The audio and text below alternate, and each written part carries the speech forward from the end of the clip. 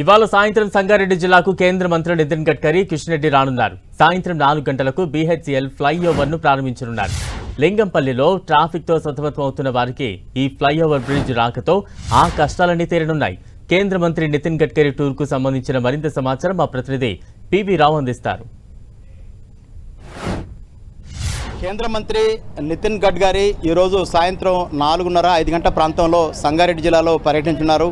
సంగారెడ్డి జిల్లాలో ఉన్నటువంటి ఏదైతే BHEL లింగంపల్లి చౌరస్తాలో నిర్మించినటువంటి ఫ్లైఓవర్ బ్రిడ్జిని ఆయన ప్రారంభించడానికి ఇక్కడికి వస్తున్నారు.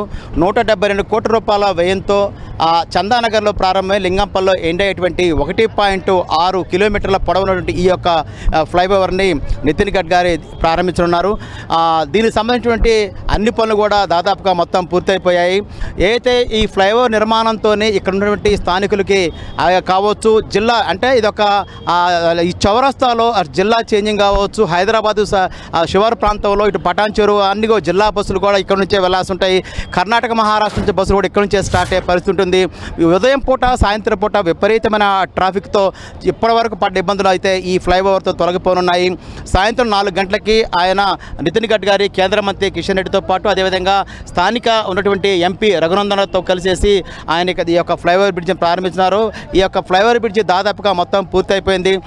172 కోట్ల రూపాయల వ్యయంతో నిర్మించిన ఈ యొక్క బ్రిడ్జి ఏదైతుందో ఈ బ్రిడ్జిని సాయంత్రం ఈ యొక్క పర్యటనలో నితిన్ గడ్కరీ దీన్ని ప్రారంభించున్నారు. ఇక్కడ స్థానికంగా ఉన్నటువంటి ఆటోలు కావచ్చు, ఇక్కడ ముఖ్యంగా హైదరాబాద్కి వెళ్ళటానికి ఇక్కడ ఉన్నటువంటి పటాన్ చెరువు కావచ్చు, బొల్లారం కావచ్చు, సంగారెడ్డి కావచ్చు, రామచంద్రపురం వీళ్ళందరూ కూడా ఎంతోమంది సాఫ్ట్వేర్ ఇంజనీర్స్ పొద్దున్న వేస్తే హైదరాబాద్ వెళ్లాల్సి ఉంటుంది. కానీ ఈ చౌరస్తాలో విపరీతమైన ట్రాఫిక్ ఉండటం వల్ల చాలా ఆలస్యం, విధులు చేరుకోవడం కూడా ఆలస్యం అవుతున్న సందర్భంలో ఈ ఫ్లైఓవర్ బ్రిడ్జ్ ఏదైతుందో ఈ నిర్మాణంతో ఇప్పుడు ఆటో ఓలాలు కావచ్చు, అదేవిధంగా మహారాష్ట్ర కర్ణాటక బస్సులు ఎక్కడి నుంచి స్టార్ట్ అవుతాయో ఆ ప్రాంతం ఎంత కూడా ఇప్పుడు ఫ్రీగా మూవ్ అవడానికి అవకాశం ఉంటుంది. ఈ ఫ్లైఓవర్ బ్రిడ్జ్తో ఈ యొక్క స్థానికులకి ట్రాఫిక్ కష్టాలు అయితే తొలగిపోనున్నాయి. కెమెరా పర్సన్ వినోద్తో పివి రావు, 10 TV, లింగంపల్లి చౌరస్తా నుంచి.